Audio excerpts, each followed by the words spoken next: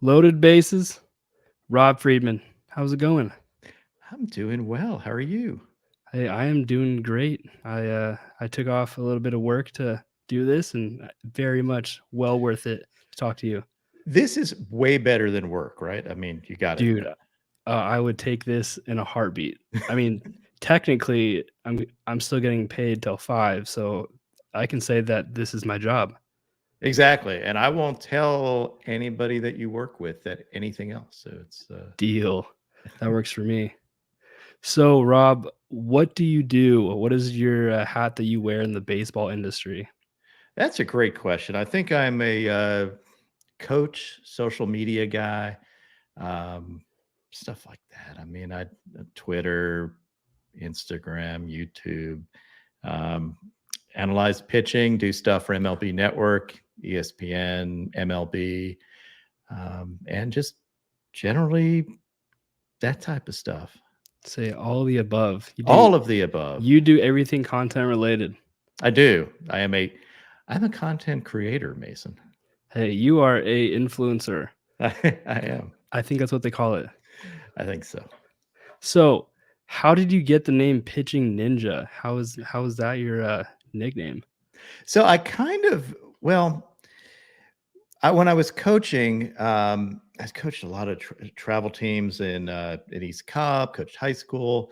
It's not my real job. I'm actually originally a lawyer, A but lawyer. Ooh, yeah, we'll get I want to into hear that about if that you too. want. Oh Yeah, yeah, I want to hear all of it. really exciting stuff being a lawyer, I'll tell you. But my wife is half Japanese. My son's a quarter Japanese. My son was pitching, and originally they wanted to call him the ninja, and he was like, "I don't like it." And I'm like, "Well, dude, I am the ninja because I'm the one teaching everybody, Yeah. and I will take that nickname." So when I got on Twitter, I got pitching ninja, and the rest is history. So yeah, how did you get into the content creating? Oh, so I read, Lord knows I didn't want to do this. I was coaching for years and basically said, one day I'm not going to coach. And I was lucky enough, on internet message boards, made some really good friends who were, I mean, now they're like with major league organizations. Yeah. Like Kyle Bodie was one of my friends on message boards, and Ben Brewster at Tread Mhm. Athletics, Lance Wheeler, who is Baseball Think Tank, and then even Matt Blake on Twitter um, was part of our group, the Yankees pitching coach, but and Alan Jaeger too. So a lot of guys that I'd ask questions on, and that's part of the background of being a lawyer is I ask a lot of questions. I like Yeah. figuring out like not the marketing spiel, but I like to dig deeper than that. You like the And details of things. yeah, like it has to make sense, and I have to be able to Mhm. explain it to somebody. So I want to know, and I'm not afraid to ask questions. So I asked a lot, learned a lot myself by dissecting video, and I said asking questions, being kind of obsessive about it. Because as a coach, I never wanted to teach bad stuff. Like I know what Yeah. I was taught, and and I wasn't any good, so I didn't want to teach that. Like I didn't have a bias towards what I was taught. But anyway, so I learned all this stuff, and I was like, someday I'm not going to coach, and like I don't want someone to have to go through the same pain in the butt journey that doesn't have access to these people that were nice enough to pass down their knowledge. I was able to buy every single pitching gadget known to man. I didn't want people to have to make those mistakes, and I Yeah. wanted to help them sort through things that worked. So it was really that. Like it was a matter of really starting from the coaching angle to pass the game down to a next generation of coaches and players, and to tear down barriers because people, I'm lucky. I did pretty well for myself in business and stuff. And there are a lot of people that don't get access to the game, and it's an expensive game, and coaches are expensive. And what I wanted to do was tear that down, and I did. Like that's how I started on social Yeah. media, not to be this big pitching ninja guy. That wasn't a thing. But then somehow it happened. Yeah. Once I started realizing like MLB guys started liking it and asking me questions, and I was like, dude, you're in the major leagues, and I'm sitting there in front of my computer. So, and coaching like high school kids, but they liked the way I looked at stuff, and they started Mhm. asking questions, and I was like, okay, maybe there's something here. And then it just kept growing and growing. And then it became a thing. Like I just kept getting more and more street cred, and then then it grew from there. And it was something that I never expected to happen at all. It was not a plan at So, yeah, all. let's back it up a little bit. So, like, when you were younger, like a little kid, like, were you always, like, a baseball guy? Yeah, like I played every sport that was in season, but mostly Yeah, a baseball. I mean, baseball was my favorite. yeah, Um, Again, I wasn't great at it. I can hold my own, but it became obvious, like especially in college, that there's no way in hell that I was going to make the team at North Carolina. Um, so it was just like just being a fan. Like I love the yeah. sport, um, and that's really it. Like yeah, baseball guy, but I played everything. Like even street hockey. Like that was fun. Oh, yeah, see, I tried roller hockey, I tried ice hockey, I mean, I've even tried, like, riding bulls and rodeos, like, I've even Seriously, did you Oh, do? yeah, yeah, Wow. yeah, like, I've actually ridden a bull in a rodeo, My and legs are made for that because they're, like, bent like this. yeah, oh, it's perfect then. Yeah, so it's perfect for bull riding, I just don't have the guts to do it, so you're Oh, better man than I. no, it's a pretty dumb thing, I mean, I I actually broke my collarbone doing it, so it Oh, was, crap. yeah, I mean, I've also broken a lot of bones in my body with surgery, so yeah, tried it all. Yeah, I haven't broken too much, so you're ahead of me on that. I'd say because Knock on wood. yeah, I'd say because now I mean, like, 'cause, like, the older I get now, the harder it is to heal. Yeah, and it probably hurts, like, there's still probably things Yep. that hurt. Uh, I mean, like, I wake up and I feel that I'm a lot older than I am, so Yeah, I that can't wait to sucks. be older. I feel like I'm younger than I am most of the time, but, sometimes you feel that, so Well, that works though.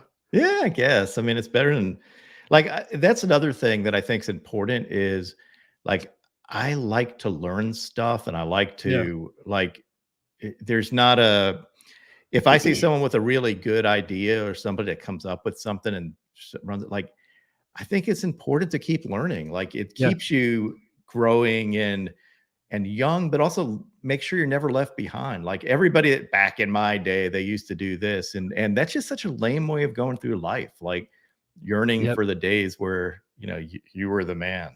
I just don't think that's a thing. It's like back in the high school days, this is how it was done. Yeah, exactly. Little Napoleon Dynamite thing, Uncle Rico and stuff. Yeah, Yes. yeah. Yes. I was actually talking to a coworker about that show today. Oh, I was really? like, "You know what? Like, I'm gonna watch that tonight." What are the odds of that happening? Like I I don't bring that know, up and see? like That's that's freaky. funny. Yeah, that's so See, cool. how what is it? See, so how I guess so you mentioned a lawyer. How okay, Yeah. so how did you or how I guess, how did you go about that? And then, like, How did I how go does that about that? so well, I I mean, went to law school and okay, stuff. okay, well, yeah, obviously. But, like, how do okay, I guess, like, so how do you put together your lawyer background into being the pitching ninja? It really wouldn't make sense if you thought about it just in general. But it was one of those things, like, I think being a lawyer, number one, I'm able, like, my thing, I taught legal writing too at Emory Mhm. Law School. And my thing is, I'm able to communicate very, very a lot of complex stuff in short sentences. Like Yeah. most people think of lawyers as people that write a lot and write crazy, English major guys. And I always found the best writers were more engineering types. Mhm. And I'm more of a math brain. I grew up in a math family. My brother was like a Stanford math uh, grad and master's degree and stuff. Okay. And my dad taught math for 35 years. So I really have that kind of mindset. And that thought process, I think being able to break things down simply helps with social media. So that's part of the background and be able to break and see through crap. Like there's so much marketing. And I think some of it is people trying to separate other people from money. Other Yeah. people like legitimately think they have an answer for a problem and they're trying their best, but they get so sucked up in their own stuff that they don't understand they're wrong. And think being able to poke holes through stuff is useful. The other thing is I have a photography background too. You were all the I hats. know I wear all the hats, and they all come together Dang. in this, right? Like Yeah, it's really they do. cool. So it was like meant to be, even though I had no idea what I was doing, and I still not sure I have any idea what I'm doing. Like, Yeah. I um, think you do. I hope so. I hope people like it. Like, I just want, like, to me, the biggest thing I can do is tear down barriers, but also grow the game. Like, I think the people running the game, they're so caught up in the day-to-day business that they don't really understand how to grow the game and what Yeah. people love about it.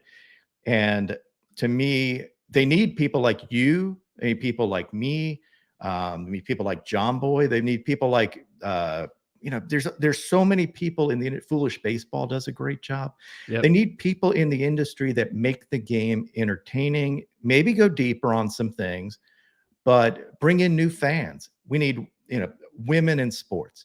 Yep. Fantastic. We don't need old school guys saying, I can't believe there's a woman manager. I can't believe that. Like, give me all of that. I think the sport is big enough for everybody. And the only way it's going to be successful is by bringing those people in there. Just like, you see at least in even MMA, and Yeah. WNBA.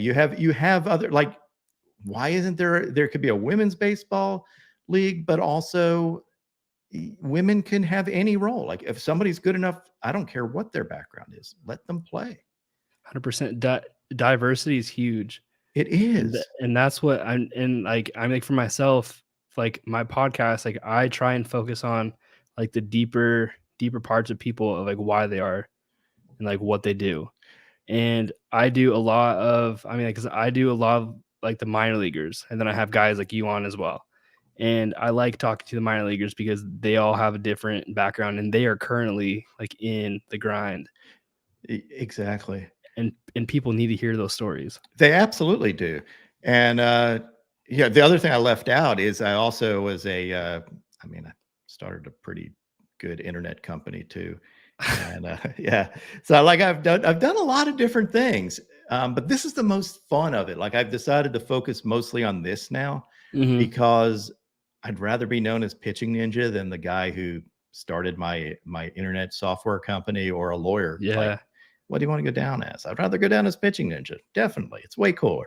That is the best name, like, that you could come across. Thank you. I would say, like, so how often do you get guys in the major leagues, like, to ask you, like, for help on stuff? Pretty at least a few times a year. Like, I don't say I'm busy with it, but it Mhm. happens decently regularly where someone says, "Hey, can you get me this grip?" Or, "What do you think about this pitch?" Or sometimes it's just, some of these guys, and this is a thing that you probably hear from minor leaguers too. The game can be pretty lonely. Yep. And some of these guys just want someone objective that isn't their coach who's going to tell them what to do, but someone to bounce things off of that is more of a sounding board than they feel like they can't ask their coach certain things. Yeah. Like Yu Darvish, for example, did that. Like, he asked me about Shane Bieber's knuckle curve and stuff. So, like, he could have gone to his coaches, but he might have been told, you know what, dude, you don't need another pitch. You have He has, 10 like, pitches. You're yeah, I right. was gonna say, like, he has, like, 12 pitches. He That dude does. is wild. And he undercounts them too because he has multiple cutters and multiple split. Like, he can do so many different things. And when I interviewed him, and I was like, dude, what you just described with your cutter and moving your thumb and stuff, you have like 4 different cutters too. He can change the velocity and brake on it. So he's got so many different things that, I guess, as a coach, you're sitting there going, let's simplify things. But for him, he He wants wants it to, to be, yeah, yeah. he wants that. He needs weapons. It's like a painter that can only paint with 5 colors. He wants to paint with 100 colors and make the painting exactly what he wants. Different people do different things. I mean, There's so, like, 'cause there's a quote from a song that I actually like, and it was, like, I think it says, "Good great painters weren't born great, great painters paint a lot."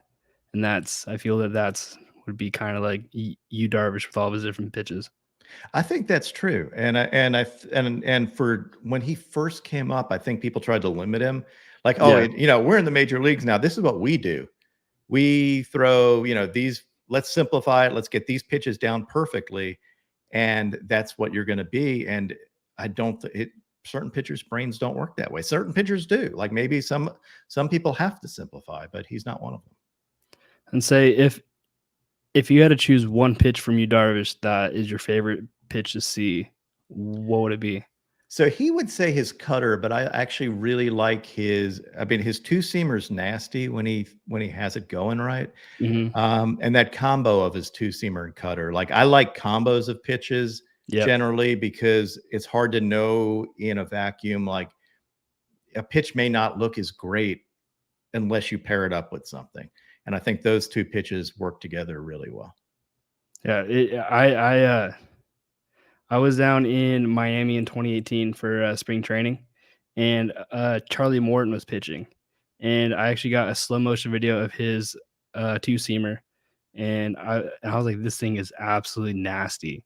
And then then he threw a off speed next, and then I had it also like on slow motion, and you cannot tell a difference. It I mean, like his like mechanics were absolutely nasty, like the combos like that. And his curveball is ridiculous. I mean, that knuckle Yeah. curve he throws it's won my curveball of the year, I think 3 straight years now. And Oh, it's not really? like I'm favoring him. It's like objectively you could not give it to anybody else. Like he's that it, he had one a nutmeg curveball that went between a hitter's legs, another Yeah. that hit Devers swung and it hit him in the thigh. And then last year he had one that basically killed a man. So it was he deserves it. Like that dude's nasty. So, yeah, if I guess, like, 'cause that kinda brings up the question. So, if you had to pick one pitcher that you think is just the most nastiest guy, who would it be? It's current and past. I would say current pitcher that won my filthiest pitcher of the year award is Blake Trinan.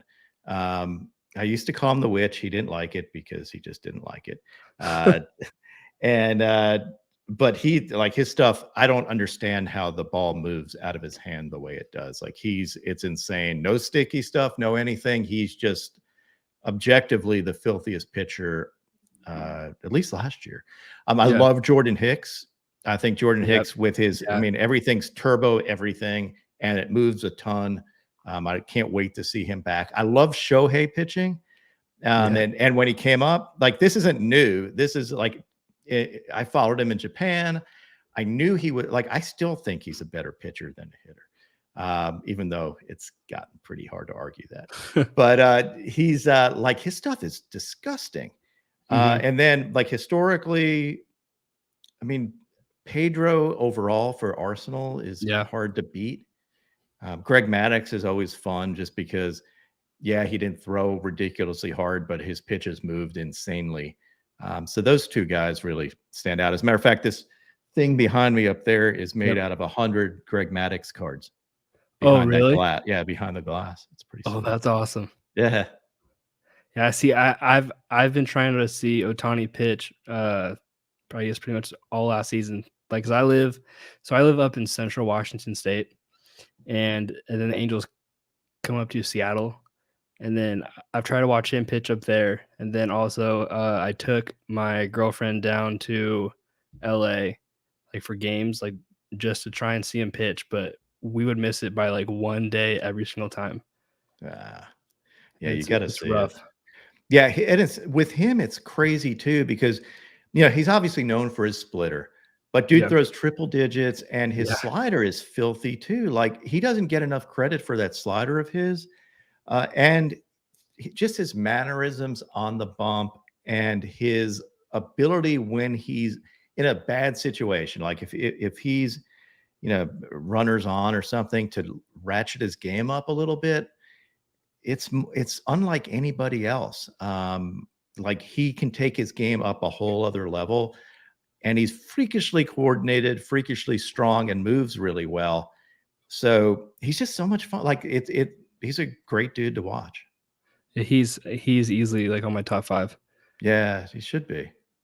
I think I mean, he is the first international GQ cover. We have to we have to give him credit for that one. Yeah, absolutely. The face of So, baseball. oh, easily. I Yeah. mean, I think that is determined by almost everyone. Yeah. I mean, it's one of those things that you can't name it. Like, you can't anoint him. Basically, everybody anointed him. Like, it Yeah, just came naturally because he's just it's something about the way he carries himself.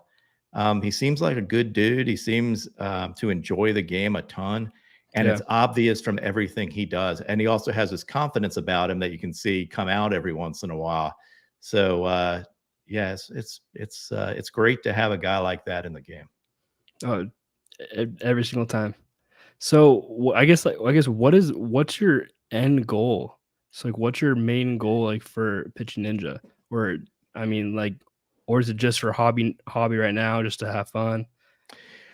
Or Yeah, I don't set really goals and stuff like that. I try to get better every day. It's almost like being a player, weirdly. yeah, Um, and it's what I've told players is you just try if you try to get better every day, eventually good things happen. And I don't have a goal at all. My goal is to continue to be a positive influence in the game and to influence as many people as possible. Um, whether it be through anything, like any social media, even like I love when people wear my gear. I still like if I someone sends me a picture of it or a kid, like there are Christmas cards where people are all wearing Pitching Ninja hats and shirts yeah, and stuff. And I'm like, that it means a lot to me because it means that I'm having an impact on the game and helping grow it. And maybe people that once didn't pay attention to pitching now watch it because of, hey, this is going to be on Pitching Ninja. That stuff is cool to me, and it will never. If that gets old, then won't do this anymore. Like I do that. I don't have to do this. I do yeah, this because it's what I wake up every day wanting to do. And if I stopped wanting to do it, then I wouldn't. So that's why I don't set a goal. Like I don't yeah. want to be. What would I want to be? That Um, is true. yeah, I want to be the best pitching account on social media. I think you have that right now. Yeah. I So think what's my next goal? Like I don't want to be your hitting ninja. your your next goal is to be like the best baseball account. Top the pitching. If you can get baseball account on there. Yeah, but what like I don't how do you beat like I will never branch out to hitting. So like if you like Yeah, true. pitching, that's all that matters. And I would like to think I'm the top guy if you like pitching. If you like hitting, sorry, don't follow me.